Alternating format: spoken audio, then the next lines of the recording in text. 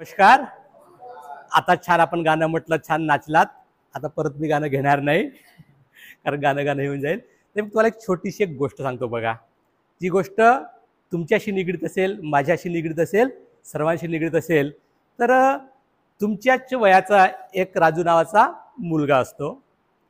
दररोज शाळेत येतो, खूप आवडीने शाळेत येतो, पण शाळेतून घरी गेला की त्याला अभ्यासाचा खूप भारी कंटाळा. शाळेतून घरी गेला का दप्तर बाहेर फेकून देणे, कुठेतरी ठेवणे आणि आपल्या कामात लागणे. परंतु त्याला एका गोष्टीची आवड लागते. तो कितीही व्यस्त असला तरी वेळातला वेळ काढून तो दररोज एक चित्र काढतो. मग दररोज असं करता करता त्याला चित्राची खूप आवड निर्माण होते. पण त्याच्या वडिलाला काही ही गोष्ट पटत नाही. ते नेहमी राजूला टोकतात, अरे बाळा तू अभ्यास कर, अभ्यास करशील तर आयुष्यामध्ये काहीतरी प्रगती करशील, मोठा होशील, शिकशील, नोकरी लागेल. पण राजूचं त्या गोष्टीकडे लक्ष राहत नाही. मग त्याची ती आवड, त्याची सवय बनते आणि चित्र काढल्याशिवाय त्याचं मन काय लागत नाही. आणि हळूहळू मग तो एक उत्तम चित्रकार बनतो. मग एक दिवस काय होते, त्याच्याकडे चित्रांचा खूप सारा संग्रह होतो आणि एका शहरामध्ये प्रदर्शनी भरते. मग त्याच्या वडिलाला वाटते की माझ्या मुलाने एवढे सारे चित्र काढले आहे, तर ते चित्र आपण प्रदर्शनीमध्ये नेऊन मांडावं. बघा वडिलाचा विचार कसं बदलत चाललाय. मग त्या प्रदर्शनीमध्ये गेल्यानंतर ते चित्र प्रदर्शनीमध्ये मांडतात आणि त्याच्या बऱ्याचशा चित्रांना पुरस्कार मिळतो आणि तो पुढे जीवनामध्ये एक खूप मोठा चित्रकार बनतो. तर मित्रांनो, आपण सुद्धा आपल्या आयुष्यामध्ये आपल्यासोबत सुद्धा असं बरेचदा घडते की आपल्याला बऱ्याचशा गोष्टींची आवड असते. ती आवड बऱ्याचशा गोष्टीची असते, पण त्या आवडींमधल्या काही गोष्टी अशा असतात की त्या पुढे जाऊन आपलं छंद बनतात. जसं राजूच्या बाबतीत झालं का, ती आवड त्याची एवढी सवय बनली की पुढे जाऊन त्याचा तो छंद झाला. तर सांगायचं तात्पर्य असं का आपल्याला जेव्हा एखाद्या गोष्टीचा छंद लागतो तर तो छंद आपण नेहमीसाठी जोपासतो आणि नक्कीच त्या छंदाचा आपल्या व्यक्तिमत्वावर खूप मोठा परिणाम होतो. आपलं व्यक्तिमत्व विकसित होते. जे राजूच्या बाबतीत घडलं तेच आपल्या बाबतीत घडते. प्रत्येकाच्या जीवनामध्ये प्रत्येकाला काही ना काही आवडते आणि आपण आपल्या आवडीतून काही छंद जोपासत असतो. तर आता आपल्याला काय करायचं आहे, मी तुमचे गट करतो अगोदर. जसे आपण बसलेले आहे 4-4चे आपण गट करूया. गट केल्यानंतर इयत्ता 4थीचा हा पुस्तक तुम्ही काढा. याच्यामध्ये पेज नंबर 4 वर पाठ दिलाय छंद.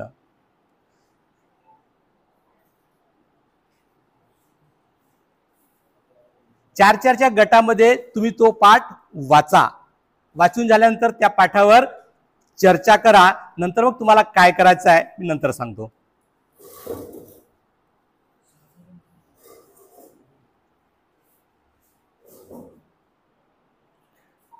वाचून पाठाच्या खाली 2 प्रश्न दिलेले आहेत. जसं पहिला प्रश्न आहे, प्राणी आवडणारी व्यक्ती किंवा प्राणी पाळणारी व्यक्ती स्वभावाने कशा प्रकारची असेल असे तुला वाटते? वाचनाची सवय असण्याचे काय फायदे आहेत असे तुला वाटते? तर तुमचा गट आणि मागचा गट यांनी या पहिल्या प्रश्नावर चर्चा करायची आहे आणि पुढे नंतर आपल्याला सादरीकरण करायचं आहे. हा गट आणि तो जो मागचा गट आहे आणि दुसरा जो प्रश्न आहे, वाचनाची सवय असण्याचे काय फायदे आहेत असे तुला वाटते, यावर चर्चा करायची आहे. चर्चा करा, नंतर आपण इथे सादरीकरण घेऊ आणि त्याच्यानंतर गटाच्या सादरीकरण असताना त्यांच्यातून काही गोष्टी जर सुटत असेल तर दुसऱ्या गटांनी त्याच्यावर आपल्याला सुचवायचं आहे.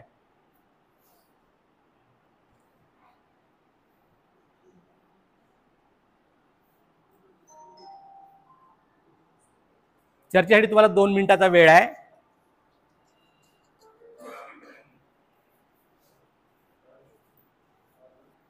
चला, झालं का वेळ लागेल अजून? हा, तर जो पहिला आहे, प्राणी आवडणारी व्यक्ती किंवा प्राणी पाळणारी व्यक्ती स्वभावाने कशा प्रकारची असेल असे तुला वाटते? तुमच्या गटातून कोणी पण या आणि याविषयी तुमच्या गटात काय चर्चा झाली ती चर्चा इतर विद्यार्थ्यांना सांगा. इतर विद्यार्थ्यांची चर्चा ऐकायची आहे. त्याच्यानंतर या चर्चेतले सुटलेले मुद्दे तो गट सांगेल आणि जर परत याच्यामध्ये तुम्हाला जर काही ऍड करायचं असेल सुटलेले मुद्दे तुम्ही सांगू शकता. प्राणी आवडणारी व्यक्ती किंवा प्राणी पाळणारी व्यक्ती ही स्वभावाने कशी असेल, तर आमच्या गटाला वाटते की ती स्वभावाने प्रेमळ असेल, दयाळू असेल असं आम्हाला वाटतं. आणखी कुणाला काही वाटत असेल तर छान सर. तुमच्या गटाला, यांच्या गटातून एक चर्चा आली, तुमच्या गटातून छान. परत याच्या व्यतिरिक्त तुम्हाला काय वाटतंय? भूतदया. छान. तुमचा गट? तर बघा याच्यात एक थोडंसं मी ऍड करतो, आवडणे आणि जोपासणे. आपल्याला आवड खूप सारी असते. तुम्ही हा पाठ वाचल्यानंतर लक्षात आलं असेल का अब्राहम लिंकनला प्राण्यांची आवड होती. मग त्यांना प्राण्यांची एवढी आवड होती का तो त्यांचा छंद झाला आणि त्यांच्याकडे कुत्रे, मांजरे, बकऱ्या, घोडे यासारखी प्राणी ते पाळू लागले, म्हणजे घरी ठेवू लागले. हा झाला त्यांचा छंद. म्हणजे सांगायचं तात्पर्य, जेव्हा आपली आवड ही प्रदीर्घ काळासाठी वाढत जाते तेव्हा तो आपला छंद बनते. आणि जर फक्त आवडीपुरतं राहिली तर ती मर्यादित राहते.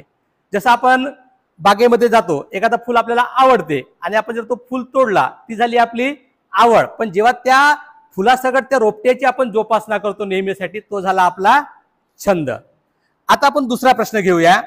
वाचनाची सवय असण्याचे काय फायदे आहेत असे तुला वाटते? तुमच्या गटाला दिला होता आपण, हा चर्चा झाली असेल. चला कोणी पण या समोर.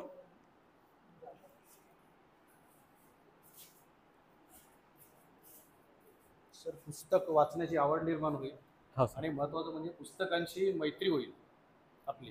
हो. आणि वेगवेगळ्या विविध प्रकारचे ज्ञान आपल्याला आत्मसात करता येईल. जे थोर पुरुष आहेत त्यांचे विचार आत्मसात करता येईल. हे झाले वाचनाचे होय. फायदे. वाचनाची सवय असेल तर परत आत्मविश्वास वाढेल सर. नक्की. हो सर. मग वाचलं पाहिजे आपण, हो सर. दररोज वाचलं पाहिजे.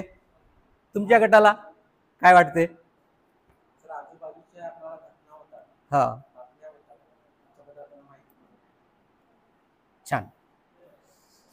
तर बघा नक्कीच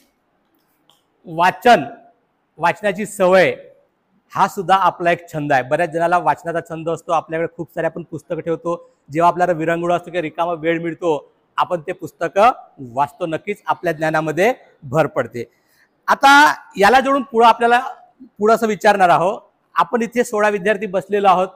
प्रत्येकाचा छंद, प्रत्येकाची आवड ही वेगळी असते. कोणीही स्व इच्छेने येऊन आपली एखादी आवड किंवा छंद इथे सांगावा. तुम्हाला काय छंद आहे? आवड वेगळा, छंद वेगळा. मला खूप साऱ्या गोष्टी आवडतात, पण त्याच्यातली ही आवड मी पुढे नेत त्याला मी माझं छंद म्हणून जोपासत आहो. कोणी पण या.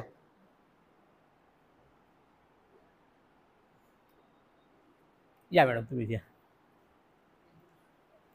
कारण आवड नाही आणि छंद नाही असं कोणीच नाही. मला झाडे लावणे खूपच माझा छंद म्हणून एक आवड आहे. मला आवडी म्हणता येईल, छंदही म्हणता येईल.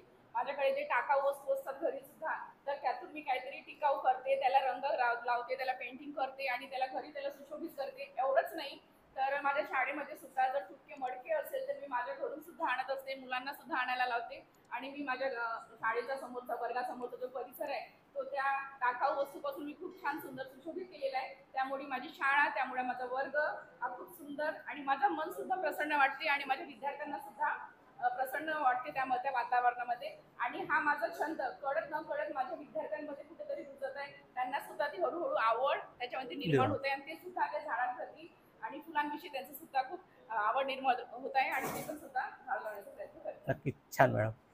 तर बघा, जेव्हा एखाद्या गोष्टीची आपल्याला आवड असते, आपण ती गोष्ट आवडीने करतो, नक्कीच ती गोष्ट खूप चांगली घडून येते. आता इकडून एक झालं, मला वाटतं इकडून एखादं यावं छंद आपलं. या सर तुम्ही या. तुमचा छंद सांगा. मग तुम्ही तो छंद कसं जोपासता? मला दुसऱ्याची मदत करायला खूप आवडते आणि माझ्या जर लक्षात जर आलं असं एखाद्यावर कोणी अडचणीत आहे किंवा तो सापडला असेल अडचणीत, तर त्यांना माझ्या परीने चांगली मदत करता मी त्याला प्रयत्न करतो माझ्या परीने. नक्कीच मदत केली पाहिजे. खूप छान गुण आहे हा. म्हणजे बघा, आपण घरी पैशाची असो किंवा कोणतीही असो, निरोगीची असो, माझ्या परीने म्हटलं मी. नक्की. हा, तर आता पुढे बघा, प्रत्येकामध्ये कोणती ना कोणती आवड असते. आपण तो छंद म्हणून आपल्या आयुष्यामध्ये जोपासत जातो आणि आपल्याला असलेला छंद हा नक्कीच आपल्या व्यक्तिमत्वाला आकार देण्याचं काम करतो. आपण जेवढे इतिहासातले थोर नेते बघितले किंवा आपल्या आजूबाजूला बघितलं, एखादा विद्यार्थी अभ्यासात नसेल पण खेळामध्ये हुशार असतो, एखादा विद्यार्थी गाण्यामध्ये हुशार असतो, एखादा विद्यार्थी नृत्यकलेत हुशार असतो, तो झाला त्याचा छंद. नक्कीच आपण आपल्या आवडी निवडी जपल्या पाहिजे आणि छंद जोपासले पाहिजे. आता घरी गेल्यानंतर तुम्हाला मी काम देणार आहोत. आता ही आपली वर्ग चर्चा झाली. आता घरी गेल्यानंतर काय करायचं आहे, तुमच्याकडे तुमची आजी असेल, आजोबा असेल, आई असेल, बाबा असेल, त्यांना विचारायचं का ते जेव्हा लहान होते तुमच्या वयाचे त्यावेळी त्यांना कोणत्या गोष्टी आवडायचे, काय छंद होते, त्यांच्या आवडीत आणि आपल्या आवडीत काय फरक आहे, त्यांच्या छंदात आणि आपल्या छंदात काय फरक आहे, एवढं काम तुम्ही घरी गेल्यानंतर करा. आणि पुढच्या शनिवारी जेव्हा आपण ही तासिका घेऊ तुम्ही मला सांगा की तुम्ही तुमच्या आजी आजोबाला आई वडिलांना काय विचारलं. धन्यवाद. सरांनी गोष्ट सांगून एकंदरीत प्रस्तावना चांगली केली. त्यांनी चांगल्या सवयी कोणत्या आणि त्यांचा सुद्धा फायदा आपल्या जीवनामध्ये कसा होतो ते उत्तमरित्या सादरीकरणामध्ये सांगितलं. त्यांनी गटचर्चा करण्यासाठी गट पाडले, गटामध्ये प्रत्येकाला बोलण्याची संधी दिली आणि त्यांनी सादरीकरण सर्वांकडून करून घेतलं. ते सुद्धा उत्तम होतं आणि आवडीनिवडी जोपासल्या पाहिजे असं त्यांनी आपल्या याच्यातून स्पष्टपणे सांगितलं. मुलांमध्ये सुद्धा असे कलागुण असतात, ते कसे काढायचे हे त्यांनी आपल्या सजग भाषेमध्ये स्पष्ट भाषेमध्ये सांगितलं. एकंदरीत गटचर्चा वगैरे घेण्यात आली.